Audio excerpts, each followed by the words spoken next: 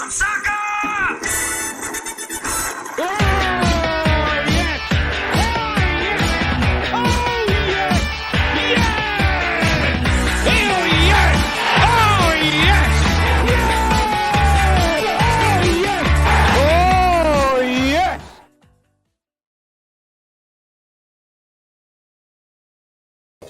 Good evening, everybody. Welcome to the DN35 podcast. It is a playoff final preview, and I seem to be in a huge echo chamber.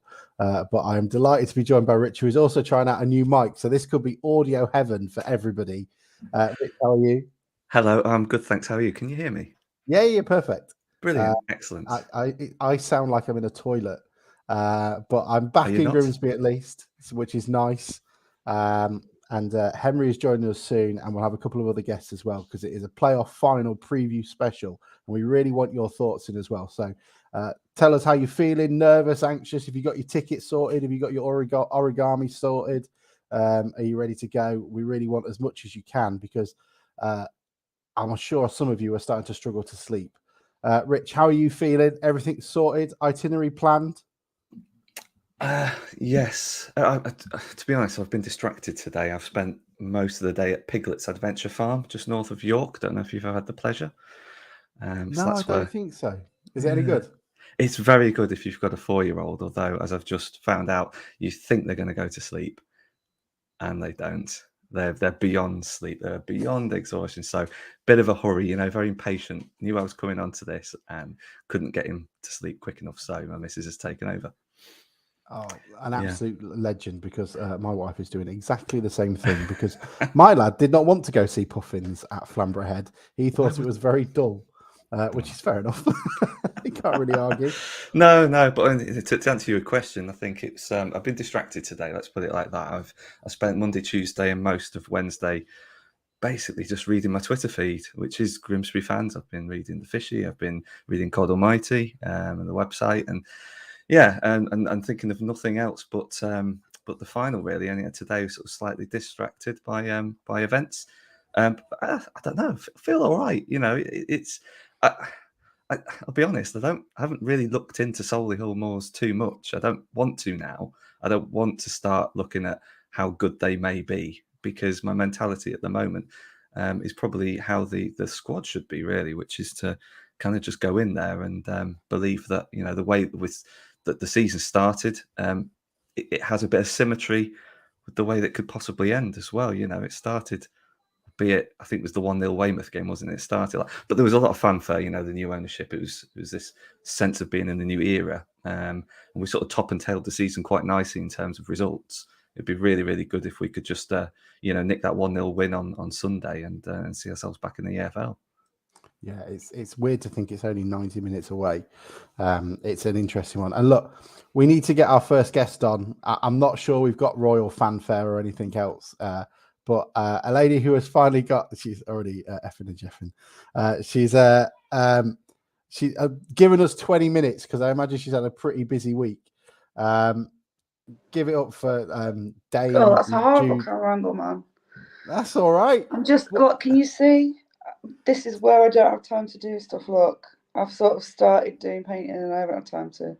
So have you already started to hark for business on the podcast? So if anybody is a painter and decorator. Yeah, just want to finish that there. Yeah. Hello. Do we not change your name? We can do that. No, we do not. No. Congratulations. How are you feeling? You. It's just been the most odd week. Because of everything that's happened. I found out about it in April, I think it was, end of April. So I've known about it for a few weeks, and because of all the football stuff, you put it to the back of your mind, and then you get I got the media stuff started on Sunday. I started getting media things coming through, and I thought, oh God. So it's not. I don't think it'll ever feel quite real. It's just not something that I've never done any of this for any sort of appreciation or on a big scale like that before. So uncomfortable is the word I would use. I mean, the serious questions are, what are the benefits? Do you is it free bus travel? Do you get, I don't know, a parking space at the town hall? Do you get to drive your sheep over down Freeman Street or something? Somebody said that, I don't know if there's any benefit other than pride. I mean, that's too Choose serious that an way. answer for me. I don't know the benefits other than being recognised for what you do. I mean, So that's good. Rich, I'd like you. I mean, you're more than welcome to step in because I don't want to blow smoke up Christine's arse. It'll. No, please don't. I think, congratulations, Christine. I Thank mean, you. it's an incredible achievement to be recognised in this way. It's absolutely fabulous. So, sort of, when did, in terms of like working with the Mariners Trust in particular, when did you get on board with that, and why did you get on board with that? So, I'm rubbing my eyes because I'm so tired. I got involved. So I went through a relationship breakup the summer of Operation Promotion. And I remember going in the little dark Lower Youngs bar. I'd never been in there before, and was like, "Can I pick up my things from Dave Roberts?" And I just happened to say it then about July time. Look, I want to get involved. How do I get involved? It's I'll pop along, do some stuff. And by October 2015, I'd gone up for election and was on the board of the trust, and it all sort of went from there. So it was basically something to occupy a little bit of my time that got a bit out of hand. I was going to say, yeah, it's occupying more than your time, isn't it? I mean, Yeah. what's the last sort of 5 days been like in particular for you? Did 17 hours on Monday, 17 hours on Tuesday, 17 hours on Wednesday.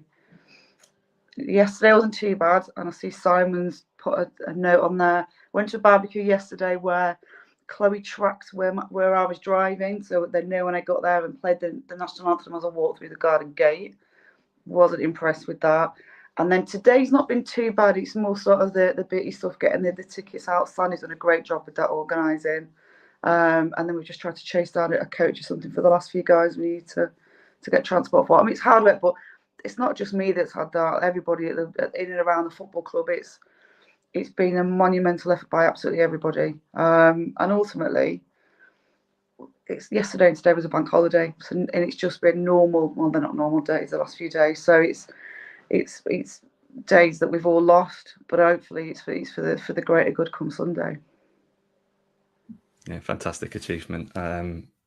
What's next? Like, doesn't really change anything, I guess. I don't know. How do you feel? No, and I don't moving mean forward? that. I don't mean that in any disrespectful way whatsoever. Absolutely not disrespectfully, but no, it doesn't change what I do and how I do it, and still trying to do the best for us to be the best. So no, it's not going to change anything in that respect. Who's been your greatest support then through these? I was going to say difficult time. I don't want to say difficult time. In terms of just managing your time and doing all the things that you do, who's been able to lend the most support for you? I think it's helpful that the kids are a little bit older. So my old Kieran's been away this week, so he's been on a tall ship around somewhere. I don't really know. So he's been away this week, so he's missed it all. So it's been quite helpful. But Mum's really good. She lives up the road. Uncle's really good for. Can you just go take clothes somewhere? Can you pick her up? Friends, Callan, that absolutely ripped me on Twitter, but they're a massive support as well. Dave Roberts and everything that's happened, absolutely attribute to him, because without his support and encouragement since day walking in that bar, I definitely wouldn't be where I am. Jason's fantastic. Will drop me a message, help, support you need, there for you. Do you want mentoring? Do you want whatever you need?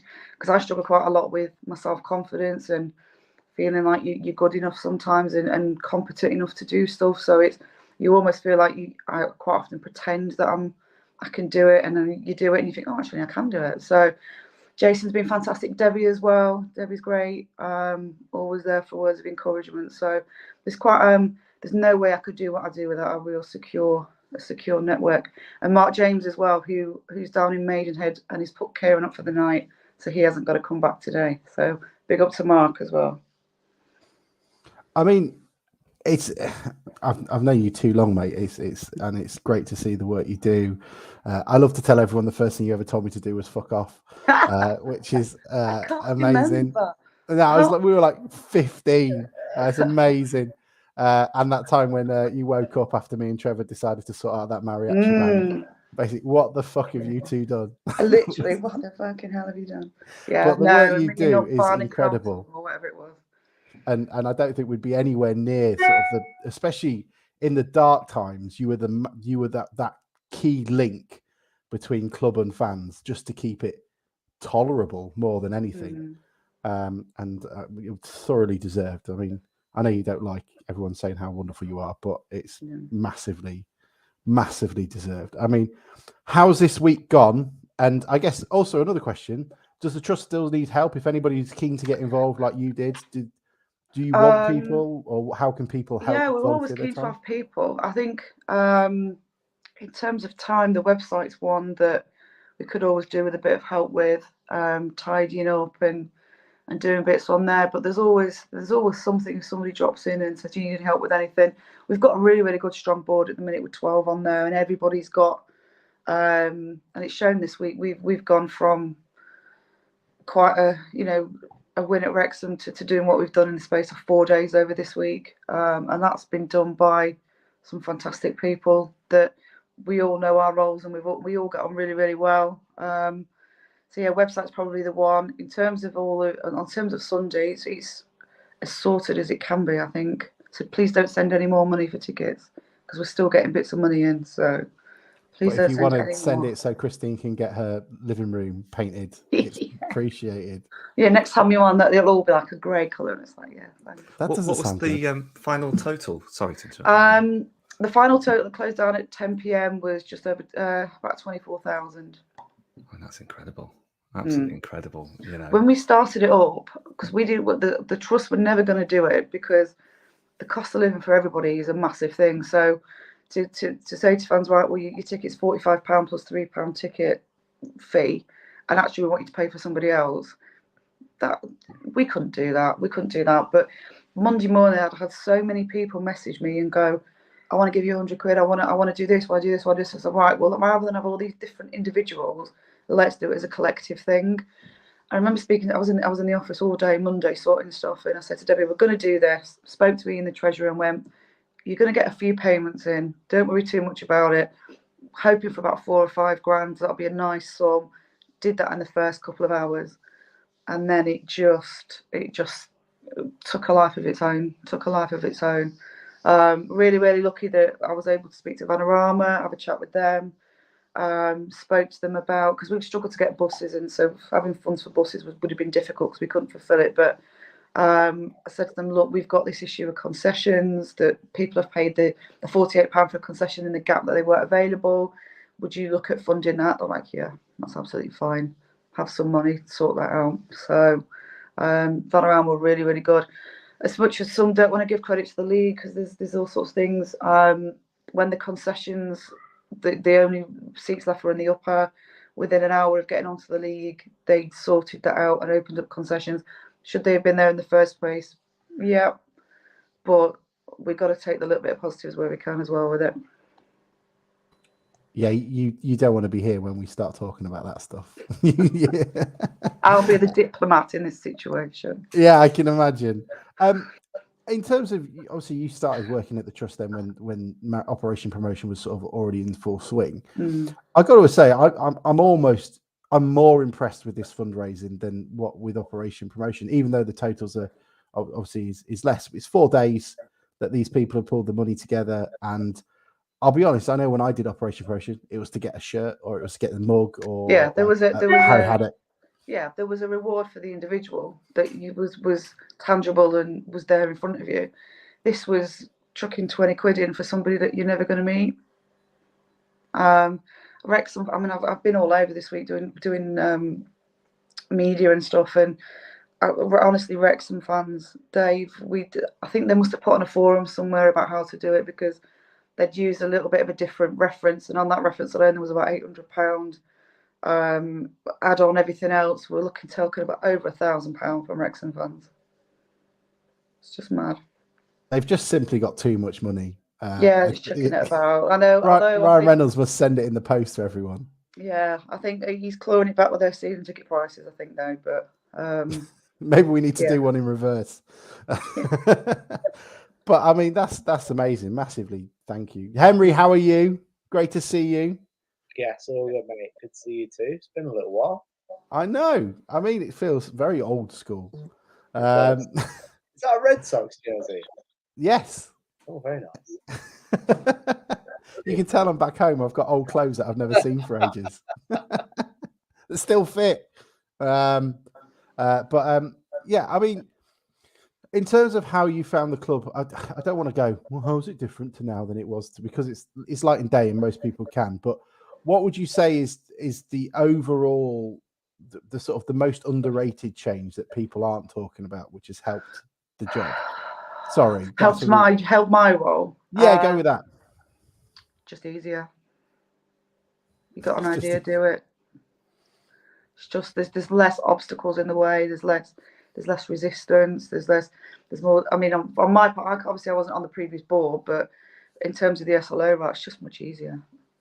And are you doing the SLO role officially as well, or does the National League not necessarily have that? Don't have to have one. I think there's only me and the guys at Notts County. I think that it's an EFL role basically, but we've carried it on.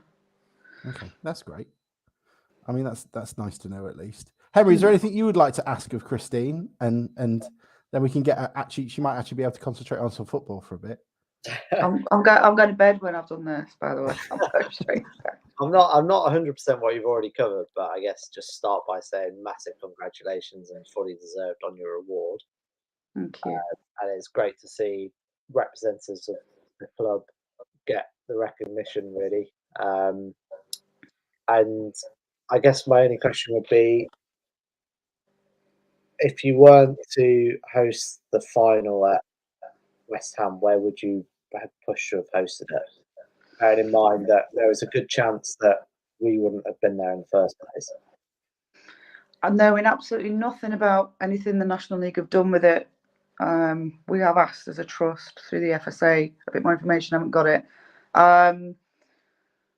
Without going into the deeper realms of whether the pitch is available, Leicester. I mean, they've got the City Liverpool game at Leicester, haven't they, in August or whenever it is? I've not really had a chance to have a look at that. So Leicester, Old Trafford, even up to Newcastle, maybe. I think maybe even looking at a different weekend rather than the Jubilee weekend would have been a start.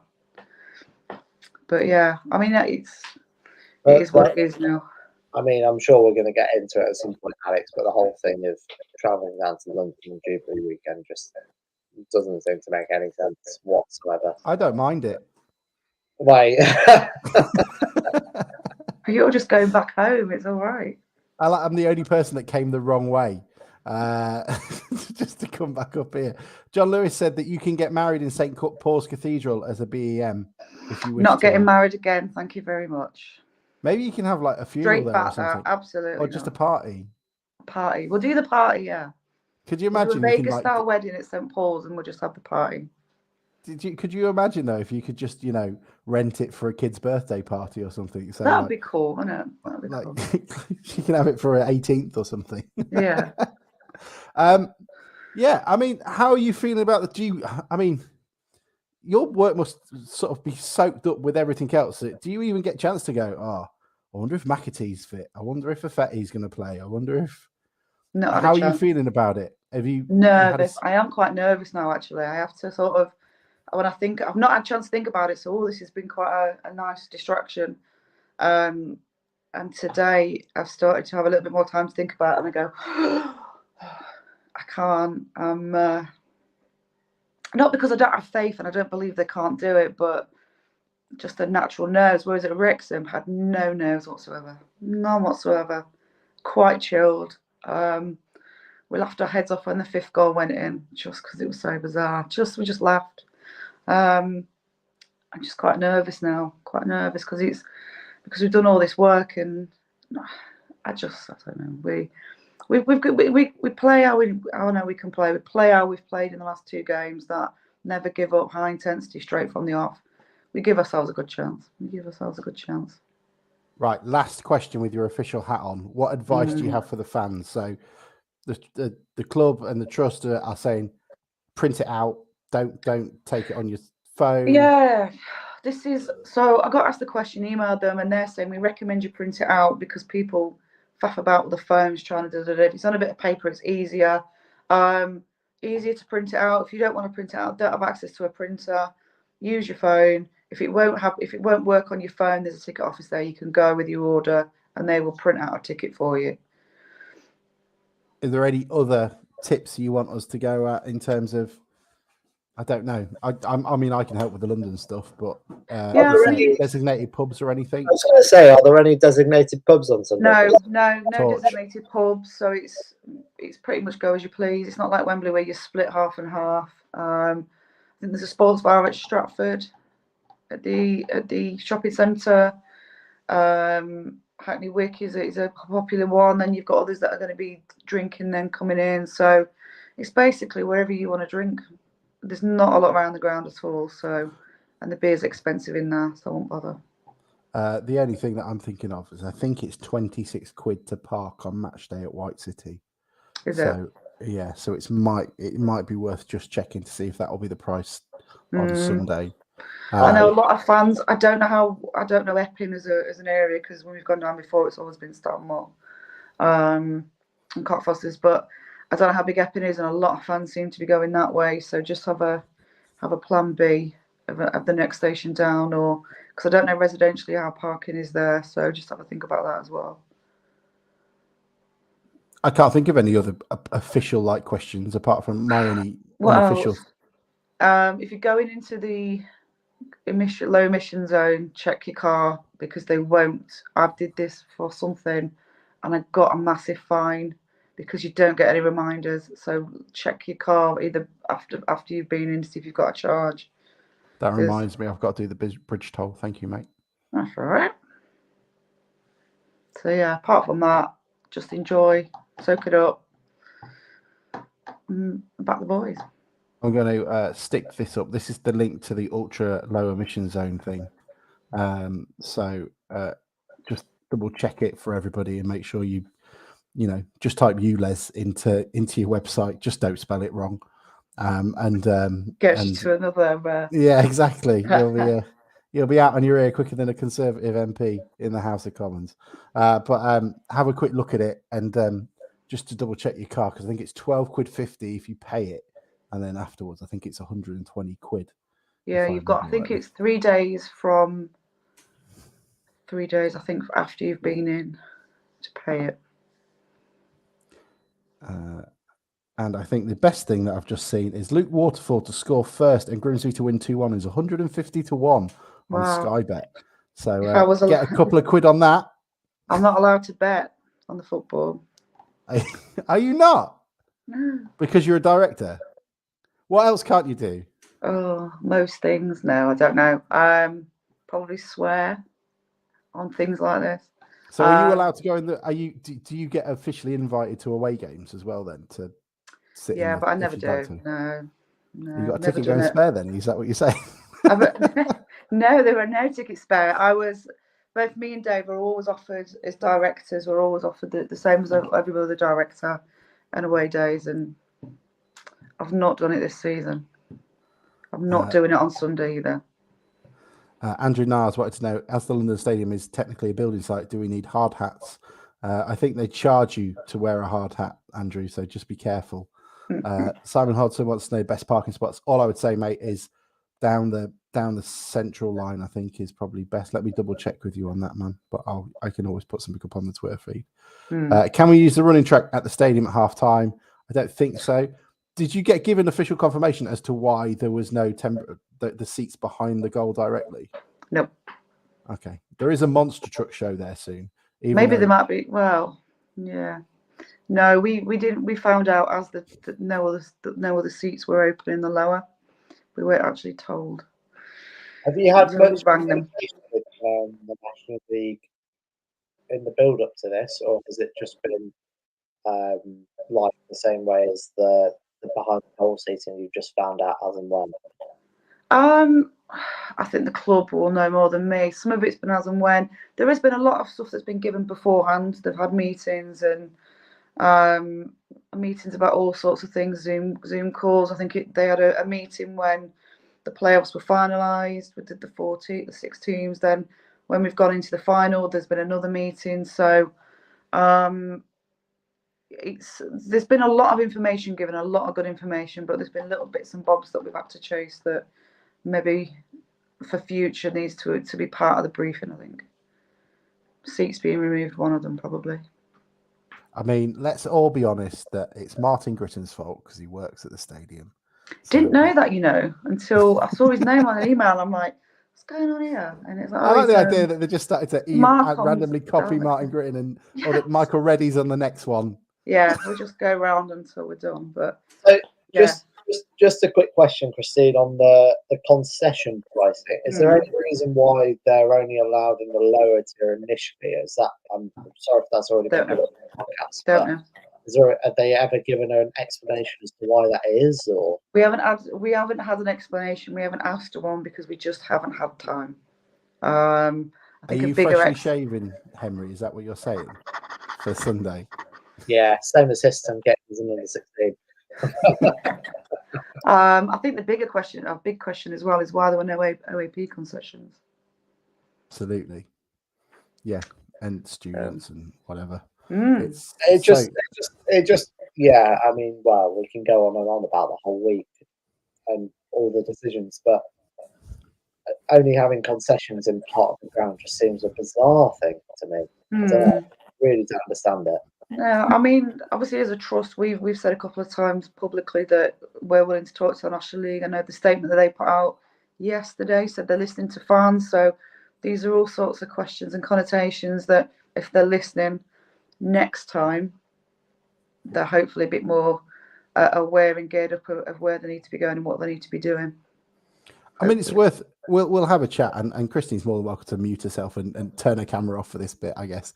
I in terms of when I think in my role, I do a bit with an air show, so I do know it's a pain in the arse organising any event, and whatever you think it is, add an extra 2 months onto what it would be at the very least. But the second that first and foremost, they should have grandfather rights on Wembley, so they will have known before October that Wembley would not be available, because they will have had a point in which Wembley would have gone to them and gone, do you want it? If so, we can probably do it at the same price as 21 or whatever if you book now. But the idea that they've then been told in October, I think from then that conversation should have been, well, do we need to host it in London? We've got an opportunity now to host it anywhere. So that should have been straight on the table, rather than even before we talk about who's in the playoffs and who's necessarily going to get to whatever. I just wonder on the grandfather rights, Alex, has the COVID playoff final at Ashton Gate covered that? Yeah, that's a good point. Yeah, I didn't think of that. But I mean, we don't know. They may well have had all these conversations. And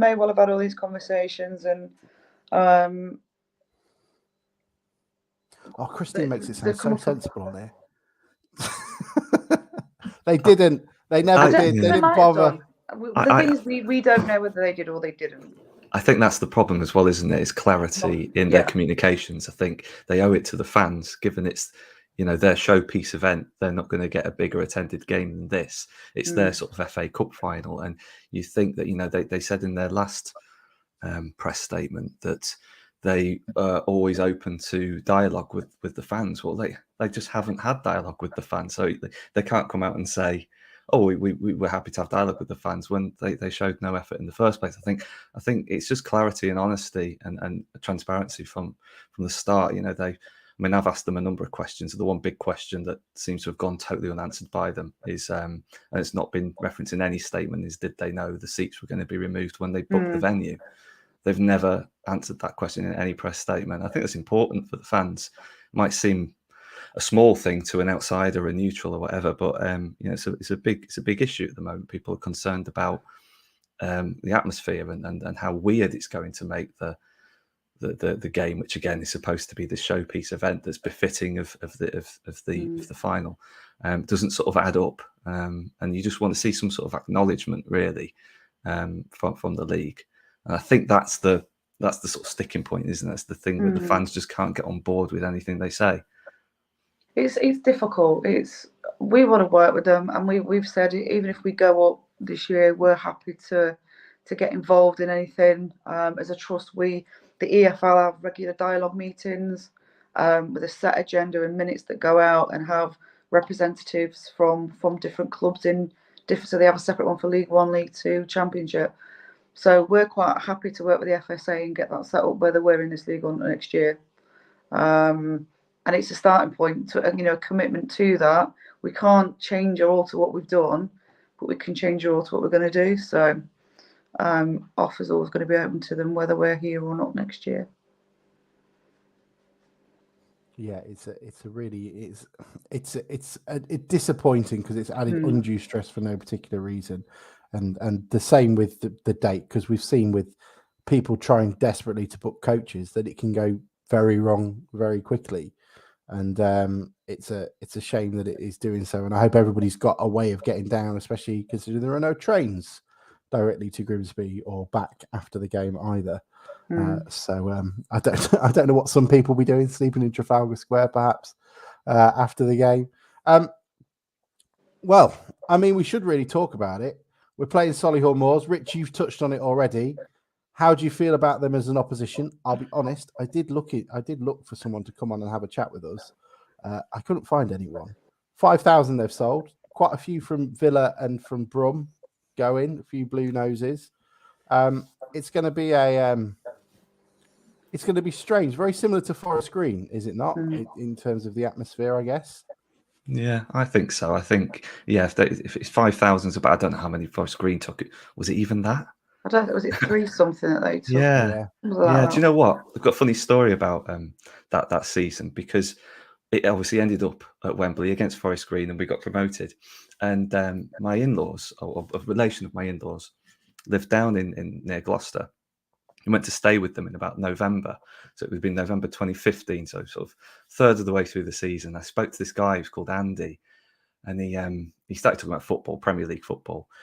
And I said, "Oh, you're a football fan. Who do you support?" And he says, "Well, I support Bristol Rovers, Bristol City. I can't remember." And he says, "But really, my local club's Forest Green." I says, "Right, okay, that's interesting, because I don't know any sort of genuine people who have as locality as a reason to support Forest Green." He's from it wasn't from Nailsworth, but he was close by. And he says, "Who do you support?" And I said, "Grimsby." He goes, "Oh, right, okay. So what league are Grimsby in?" "Yours. We played you.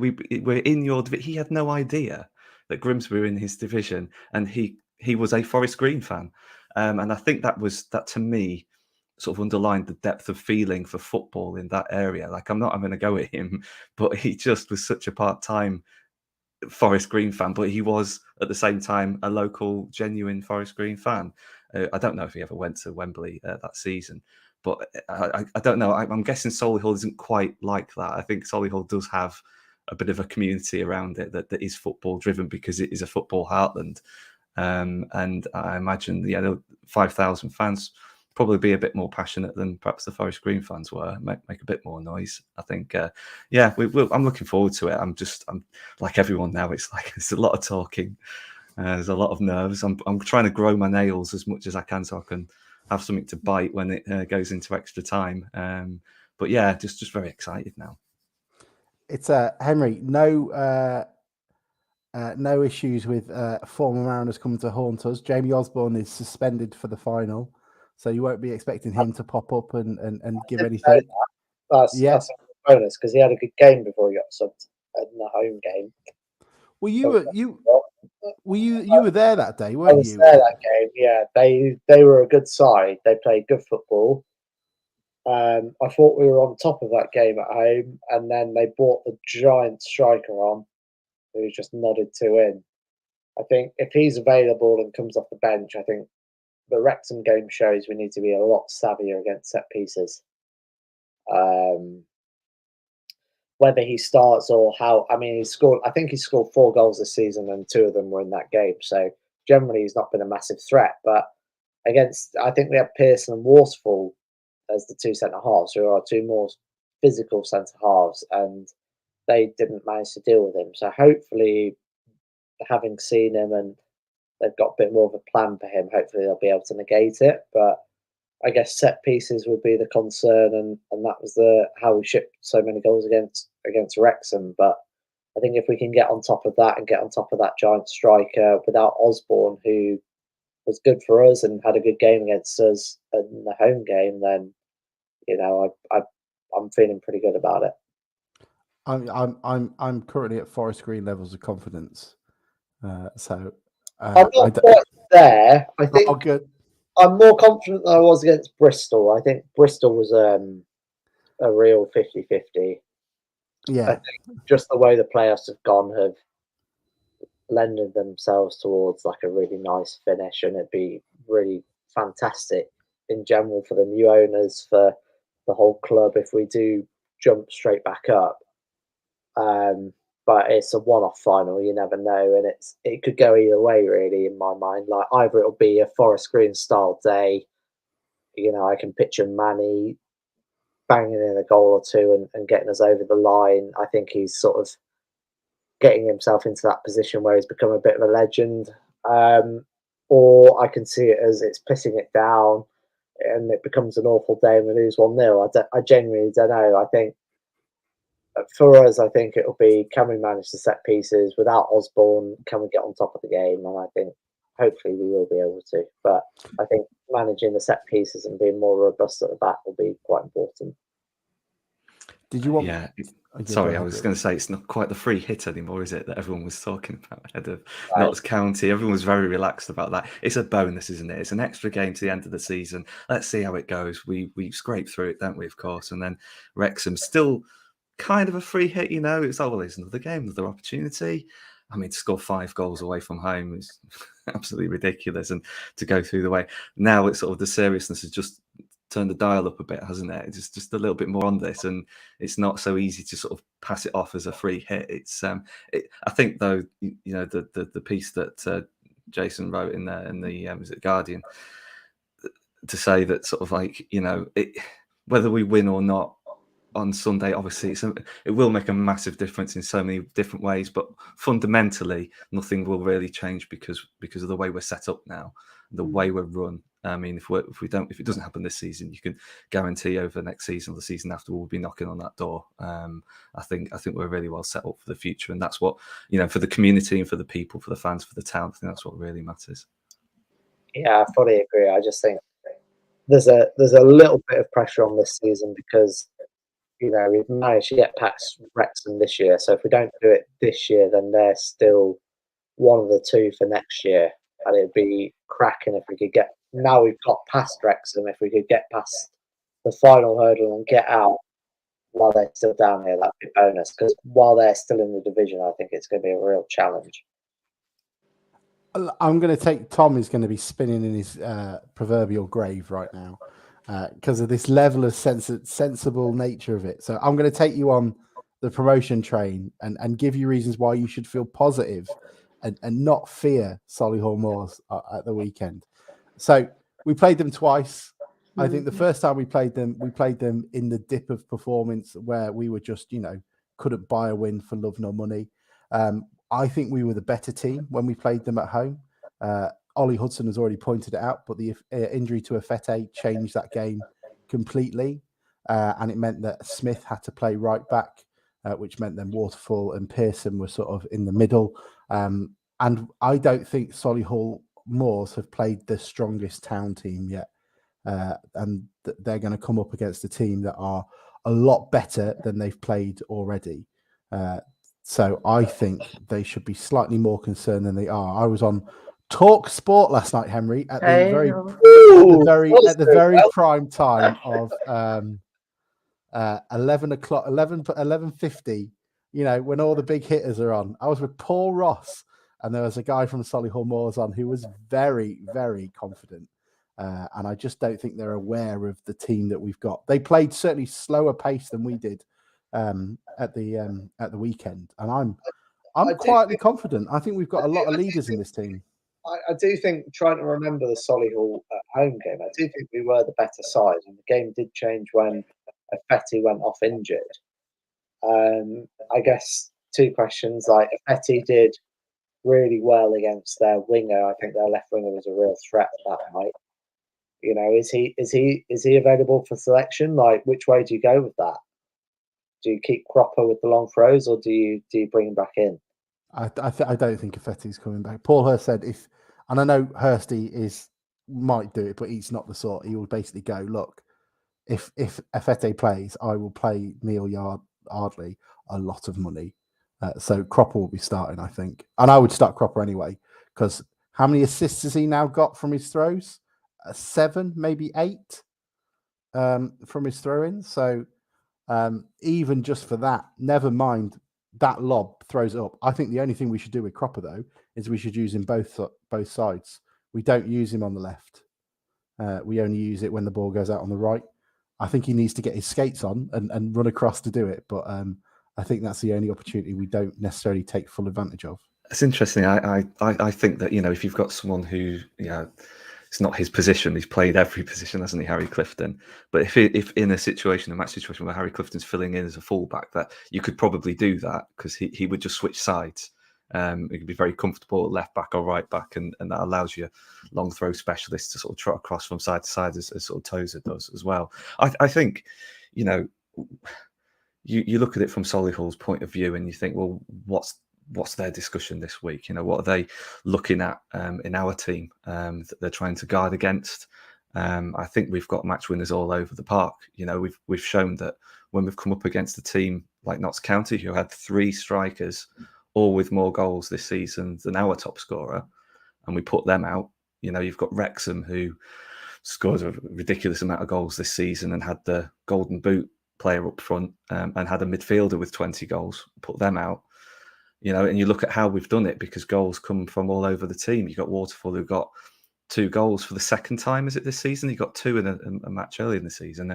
So he's a real threat with 9 from the back. You've got Crocombe in goal, who's very good on crosses and is in very good form. You've got your right back, who's got a long throw.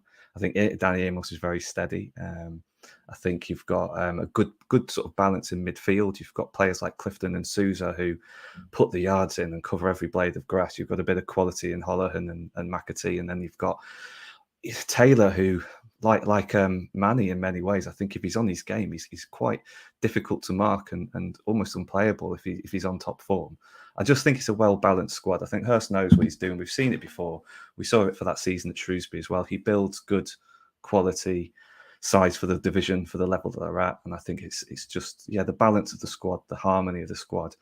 I'd find that hard to fight against if I was a Solihull, tactician. I don't know where you start to try to negate some of these threats that we have. So I don't want to sound like overconfident or anything. Just being realistic. We should take a look at our squad and reflect and think. This has developed and come a long, long way in quite a short space of time. And to have, the celebrations that we all saw at the end at Wrexham and Notts County, the way the teams bonded, and the way that they've won, just carries you so far. I really do think the confidence will be sky high, and I hope that translates into the final now. I really, really do. I think the fans will be in good voice, and like I say, I'm really looking forward to it. I really, really do think we've got a great chance. I think as well, though, our fitness levels, because what we've started doing again that dropped off a little bit was the tempo, the constant in you. I did a Wrexham podcast earlier, and the guy was like, well, we're Wrexham, not in any sort of blasé way, but what they've done this season, and they've lost 1 home game all season. They might concede early, but there's a period before the half-time period where they absolutely go at you and they score and they take you apart. And they've done it to everybody this season, including Stockport. And their fans, when we were 1-1 at half-time and ended up coming after the half-time 2-1 up, we were a different kettle of fish. Solihull are really, you watch them, they go forward in a unit of 6. They come back in a unit of 6. We've talked about their players, but we've not talked about Sabara, about Dallas, 2 really, really good players. I mean, they've lost Jamie Osborne to a red card, and the keeper as well, who's got the most clean sheets in the league, and he's a vital part of how they play out from the back. We if we play with our tempo and a little bit wider, because they play quite narrow, Solihull, we give ourselves a really good chance. And to say that we played 120 at Notts County and another 120 at Wrexham, and you're talking to the players after the game and they're like, I felt really good. I felt better after this one than I did Notts County. That's Harry Clifton you're talking to. He's like, I felt good, yeah. They've got that fitness in them, and they've got that belief that, if they go 1 down, and as fans, it's got to be in us as well, that if we do concede first, that's not the end of the game. If it's, and we know from what we've played, I mean, Eastleigh was a bizarre game. 10 changes and we're popping 4 goals in. To the very end, a number of times this season we've played and we've not settled for what we've got, which is different to how Paul set his teams up previously. I don't think there've been many changes. I don't think there needs to be. I think it would be unfair on them that have got us through. I think Manny, he'd be looking and thinking, well, I've popped up and scored some good goals here, but the front two worked really, really well together. And we saw that with the Taylor goal. He's an absolute class act, is Taylor. The way he plays, he's unassuming. They work really, really well together. And I keep thinking about it and thinking about it. I think, and I get a little bit like, yeah. And then I go, let's just, because we can control how we play, and we can try and dilute how Solihull play, but then we add the referee into the mix and everything else that could go not our way, and we've been on the end of it a little bit. We give ourselves a real good chance, and to get there on the back of those two games, and I think Jason, was it his Guardian article today? It'd be stuff of fairy tale if we manage it this year. It's an absolute fairy tale year for me personally as well, on an absolute personal level. It'd just be unbelievable. Words, yeah. To think that the season was basically over in that 96th minute, wasn't it? Like that.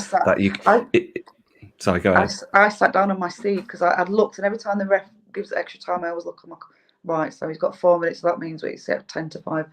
And I looked at my phone and went, right, this is it. This is the last chance. And I thought, I just sat down. I would miss the goal completely because I was sat down. Because I was like, oh no, this is it. I knew that was the last chance, and it's the guy. There's a real strong bond, and there's no. We keep talking about there's no pressure, but the players will put pressure on themselves in a way that they want to perform. They want to win this. They know what they've got to do. They know Solihull have done the double over us. I'm not saying we owe them one, but we saw when we talk about Cheltenham back in 2006, was it where we did the double over them, and then we maybe went into that game a little bit like, we've been there, we've done that, we just need to do it again. And as has been said, we are a completely different kettle of fish, completely different in our drive, in our togetherness. But again, there could be something in there that is not necessarily in our control. So we just have to wait and see. And I keep getting nervous just thinking about it. If the players are aware of everything that's gone on with the organisation behind the game and the difficulties that we've all had in getting there and everything behind it, or I wouldn't necessarily on the game themselves? I wouldn't necessarily say the difficulties in terms of the organisation of it all, but they're absolutely well aware of the lengths that fans are going to get other fans there. They're well aware of it, and that's got to give them a little bit of something as well, a little bit of a boost that all this hard work's gone in for them because we believe in them, and they've put that hard work in to get us there. I would think that they try and stay away from it as much as possible. It's nothing that they can control. There's nothing they can get involved with. But yeah, they are aware. They're aware of what's gone on this week. So people worrying about refereeing, I'm seeing loads of it coming through.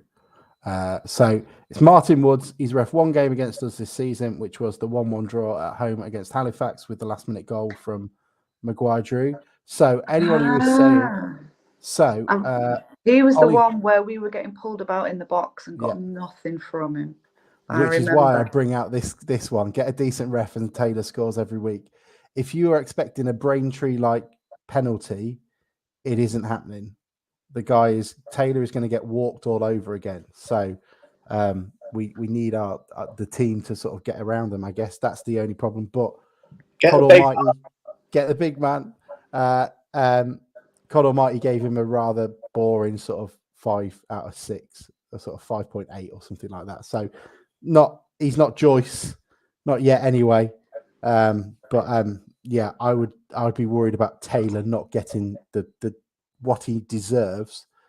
But I don't know if anybody else has got an opinion on Taylor. He certainly doesn't get what he deserves, but he does. No, he is quite elbowy.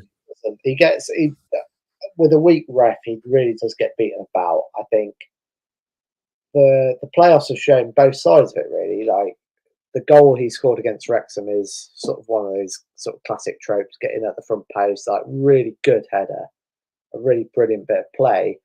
I think one thing I would say is, in both playoff games, we've taken McAtee and Taylor off the pitch and scored goals when they came off. I don't think before Christmas, when that would happen, we'd have been confident about our goal scoring ability. But I think on Sunday, if we take both of them off, it's 1-1 or something in 80 minutes. You'd still feel good about it. I think that's a real positive step that the squad has taken since January, really, and certainly in the last few weeks. It doesn't have to be Taylor and McAtee on the pitch. It could be neither of them on the pitch, and you can still score goals. So I think that gives me a real boost going into it. I think. Yeah, it's going to be interesting, and I don't think no one's leaving their seat if we're 1-0 down with 3 minutes to go, are they? And I don't think anyone is going to stop believing. There's no, and I don't think the players will they? I'll be fully expecting them to grab the equaliser even with 3 seconds left on the clock. Yeah, you look at I made the point. I think I wrote an article that Cod Almighty published last week. It was after the Notts County game when I started looking into these late goals we were scoring, and there was a point where we had 5 players on the pitch who've all scored a last minute injury time winner or equaliser. Clifton scored late at Woking, and Manny had scored late at home against Woking. Abrahams had scored an injury time penalty against Torquay. Maguire Drew had scored that equaliser against Halifax. There's probably 1 or 2 others in there as well who scored an injury time goal. And you sort of look around and you can only imagine. I've never played the game professionally or semi-professionally, but when you're going into those moments in the game, you look around and you think, is someone going to step up? Because if I don't, this guy next to me will, because he scored a late winner. He knows what it takes to score late. He knows what you've got a team of people who have been there and done it. And it's the same in terms of promotions and playoff experience. Again, Hurst went through a phase in his first tenure where he was signing, half the York squad that got promoted out of the Football League. It was massive. It was the first criteria, I imagine, on his list. Have you won promotion out of non-league? Yes, right. Well, we're interested in signing you. Just for that pure experience, I think. And it counts for a lot when you get into these situations where you need a bit of bottle and you need that experience. You look at someone like Taylor up front, and Manny, who got promoted with Salford through the playoffs, and then Holohan got promoted last season through the playoffs. It's just, it must be a comfort to people who may not have that experience, like Smith at the back. I don't know what Cropper's experience is like, but just to see people in front of you and around you who've been there, done it, have the experience, know how to handle the situation, know how to score a last-minute goal. You're seeing it with your very own eyes. I think that's got to give you belief right until the very last whistle. I'll tell you something. If Harry Clifton scores the last-minute winner, they'll be grateful. There's no such seats behind the goal, won't they?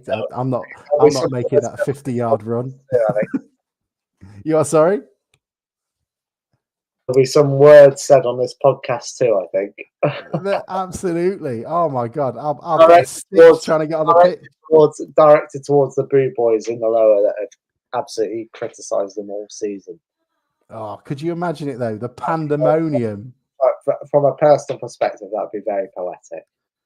And look, we're going to have to win it because I can't bring my flag; it's banned. So, we've got to get it done. I'm sacrificing a lot here. That's a lot of area there that we can. Christine, are we allowed to put that massive flag behind the goal? That old stinky one. I don't think we've got it anymore. We had it last season. You mean just the big black and white one? Yeah, the big black and white army one. I don't know where it is. In the pony. I don't know where it is. It was up during the COVID season. What, Was you it? Lost it? I haven't personally lost it. I can't believe Christine's lost that flag. I don't know where it is, but I would doubt if seats have been removed that any fans will be allowed in that area to put flags up. If Harry Clifton scores, look, watch him trying to stop me. I mean, gravity and physics will just stop me. But other than that, I'm cool. Yeah. Is there anything we've missed on it? And if any of you've got questions to ask, feel free to send them in because we're going to start wrapping up in about 10 minutes, I guess. But we'll finish in this season late, hamper our squad building for next year. That's a really sensible question, Adam. That is not suited for this podcast because we can see quite a few teams have already started their season building. Notts County have brought in a guy that I quite liked from Gateshead, and who else? Liam Hogan has gone to Oldham, who was the Stockport county captain. We're going to have a little bit of a lesser run at it, aren't we? Steve, teams are starting. I think the only thing you'd say is in the National League, I don't think it'll make too much of a difference. But if we do manage to win on Sunday, the EFL season starts quite early this year, isn't it? The very end of July because of the World Cup. So I think it'd be a very short off season if we do manage to win. But yeah, I think either way, if we keep Kirsty, then we're fine. I think. Compared to 12 months ago, we've got a backbone of a squad there, regardless of the division, I would say. So. Best to do. Yeah, I think I'd like to believe this time, if we were to be victorious on Sunday, that we would be able to keep the squad that we've got in the majority. One or two sort of peripherals are always going to be, you're not quite sure whether they're going to stay or go. But in the main, like you say, the backbone, that's got to give us an advantage. We talk a lot about momentum getting promoted into League Two. And I think that, I think we all know what the starting 11 is going to be on Sunday. I don't think there's much mystery there unless there's a late call to be made over fitness or injury or something. I think we can all sort of guess that it's going to be what started these playoffs so far. And I think that squad in itself, unless, there's a bit more negotiating to do with contracts or renewal of contracts, extension of contracts, if we're unable to sign people as early as other clubs are doing, I wouldn't like to sort of get too nervous about that. It's a kind of nice problem to have because it would mean we're promoted. I'd fear a little bit more if we didn't go up, but even so, I think the nucleus is there to have a real good go next season with a couple of little additions. And we still able to sign right until the end of August? Is that the rule next season? I can imagine so. I mean, we should ask if we only had someone on the board that could tell us how negotiations were going, and if they'd all been signed off. I think for a few players that you sort of look to bring in, they may be looking at what league you're in, and then maybe holding out. There's your plan A and your plan B, I suppose, but whichever league you're in. We're not. What I will say is players might be holding out, but management won't be. But one thing with Paul Hurst-Doig is that they never stop. Never stop. They're already thinking about next season. Other than that, can't say any more. Amazing. Chiffy, who was singing Johnny McAtee songs in Cleethorpes Marketplace yesterday. I wasn't saying anyone's mentioned the quality of McAtee's corners right now. They are stunning, I have to say, because I feel like we're missing that. This is my bad, because again, I'm talking about the Wrexham podcast, but I was on there earlier and they were raving about how good John McAtee is, and he's a big game player, absolutely loves it, absolutely loves the big game and the pressure and feeling a little bit of weight on his shoulders of expectation, loves it. But what I said earlier was he's added that little bit of something into his game. The assist for Taylor's goal, his look up and assist, his corners. Wouldn't necessarily normally be the set piece taker. And he's come in and he's pinging them onto Waterfall's head. So I think that's an extra bit to his game that definitely suits us. Stephen Payne's maybe not one for the future now. I mean, it's interesting, and I don't think we'll lose anyone that we want to keep from next season. But if we don't go up, I want everyone just to think about the image of when McAtee scores against Scunny in the league, and hopefully that will make the tube journey back to the car not as painful as it would be, because that would be a lot of fun. For that game, surely. You are sorry? I said he's got a hat trick in him for that game, surely. I can imagine him swan diving into the Osmond just out of shithousery alone. That's what people have to keep hold of. Joss just said Christian has just hinted about Ryan Bennett. Absolutely, Joss. I heard it too. But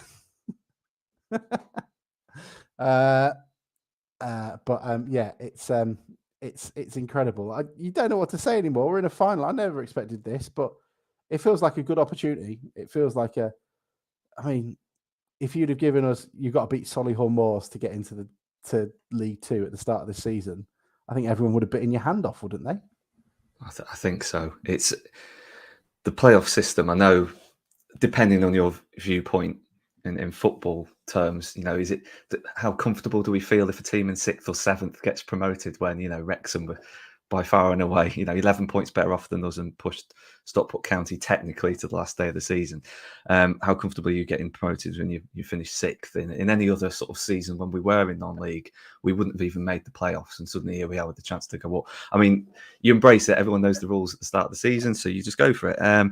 But I think the format itself has worked quite well, because if Grimsby were to get promoted, they're going to have to do it the hard way, and that's exactly what we've been doing. Go away to Notts County and win, go away to Wrexham and win. It's all geared up to give the likes of Wrexham and Solihull the advantage which they had. But we've got through that because we've timed our run pretty well, and we've had some big players hit form at exactly the right time. And like you say, it's just one more game. If Solihull's the only thing that stood between us and the EFL, we absolutely would have snapped your hand off at the start of the season. I remember walking out of the Weymouth game when we won 1-0 at the start of the season. And, we played decently, but we weren't spectacular. And I think one of the things from our group that we said was, if we've made the playoffs, we've had a good season. And despite the big dip sort of around Christmas before and after, we've made the playoffs and we've had 2 phenomenal wins. And this is a real golden opportunity, and hopefully the momentum will carry us over the line. I really hope. But regardless, it's been absolutely a brilliant season, and one to build on compared to where we were 12 months ago. And surely Christine's having to look into green seats at the moment, because whatever happens, you've got to imagine season ticket sales are going to go through the roof, aren't they? Where are you going to stick us all? Where am I going to stick? I'll be on the roof. I think Andrews, I don't know if it was on here, Andrew said that we've sort of had an initial conversation with SAG on additional temporary seating. Since we had it in last time, the ground's changed quite a bit. The advertising boards on the main stand are higher up, and I don't think we had the external catering units on the lower young side.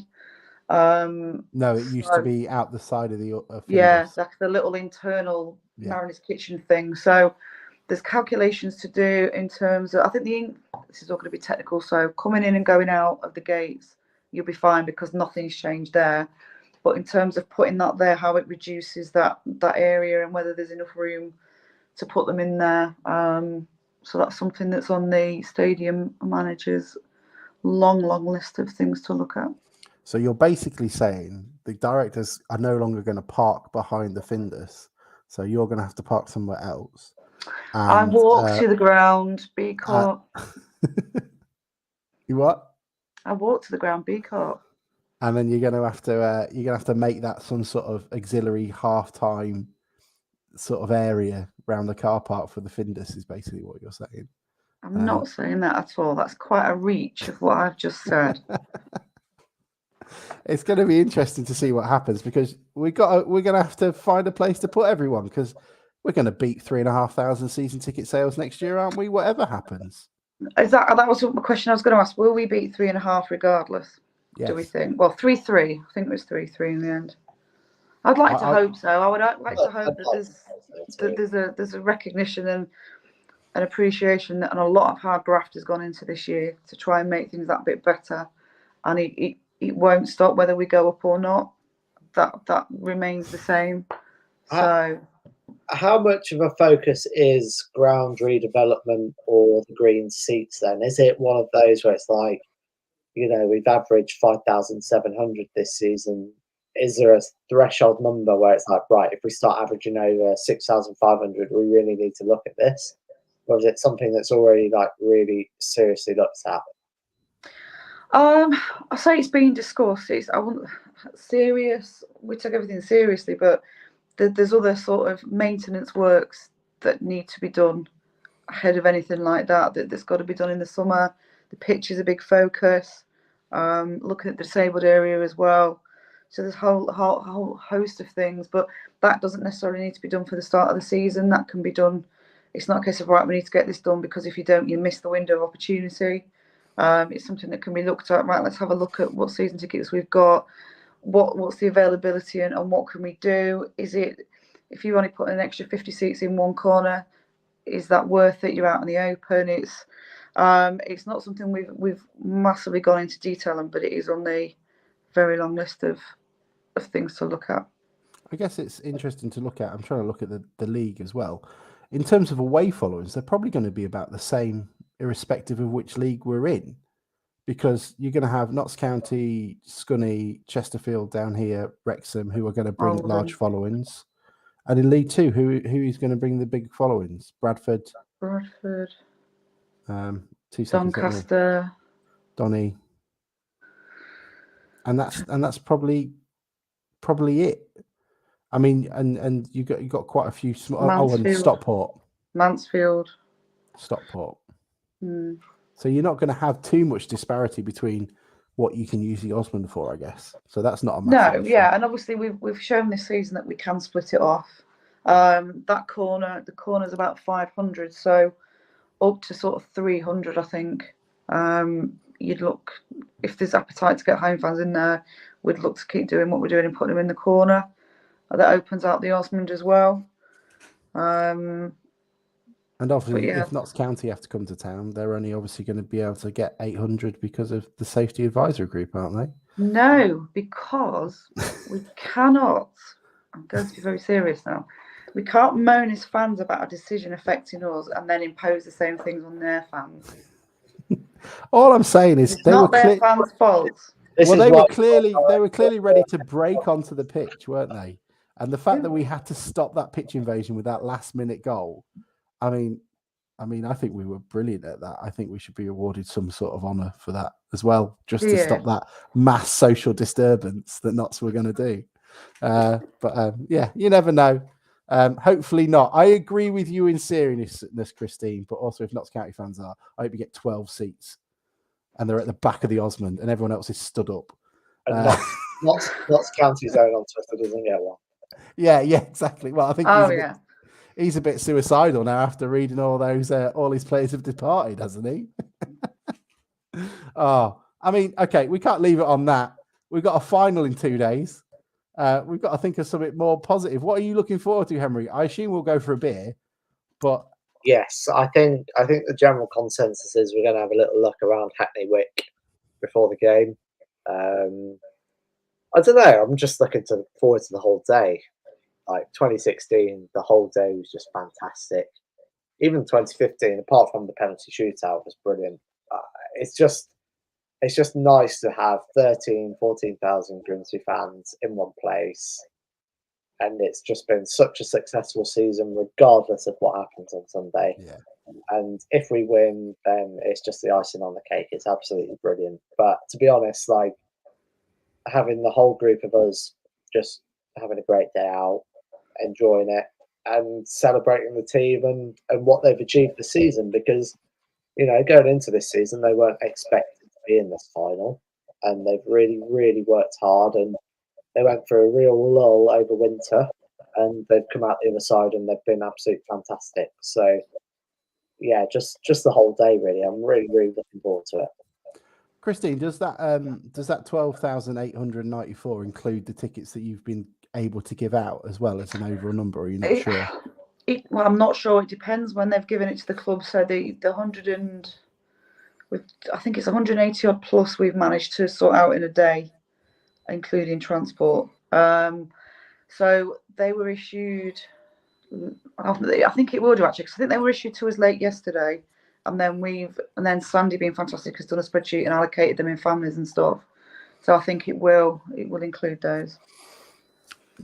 And Rich, well, that's brilliant. I mean, it's incredible. 13,000 town fans down there in this climate is stunning. We've got a stupid fan base, an absolutely stupid fan base who are just mad.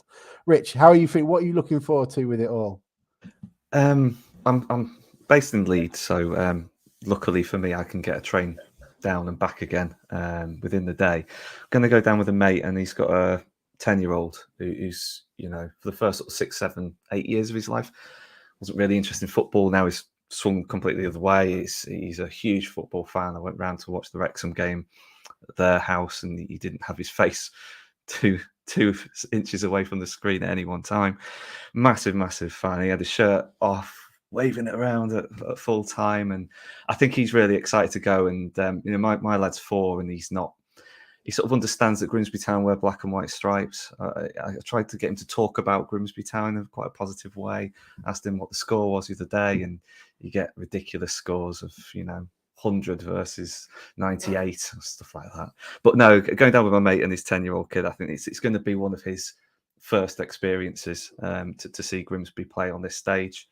I know Jason and Andrew and Debbie have made a very big point about making memories, and I think this is a perfect point. There's a generation of Grimsby fans who, up until Wembley in 2016, hadn't really seen any experience, had any experience of watching Grimsby succeed on the big stage. I think anyone under the age of sort of 25 or 30 at that point, it seems outrageous to say, had no sort of real memory of us doing particularly well. So he's 10, so he's going to enjoy it. And my lad's not old enough to remember it, so I'm not going to bother tracking him down and taking him through it. But it'll be good to be among. There's a lot of kids going, and that's what's this effort's been about, to get these extra tickets and give opportunities to people who ordinarily wouldn't have been able to make it, and the young kids of the future. So I'm looking forward to the day and hopefully make a lot of memories.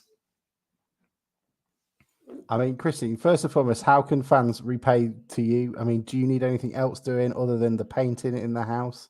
Is there any other, the boiler on the blink or anything? No, I've got a new boiler. Gutters need doing. Garden needs a clear out. There you go. So if you want to repay the hard work that Christine and the trust do, get in touch with her. She'd be more than happy to have you put a lick of paint up in the back room or whatever it is. But genuinely, please don't, because people actually will.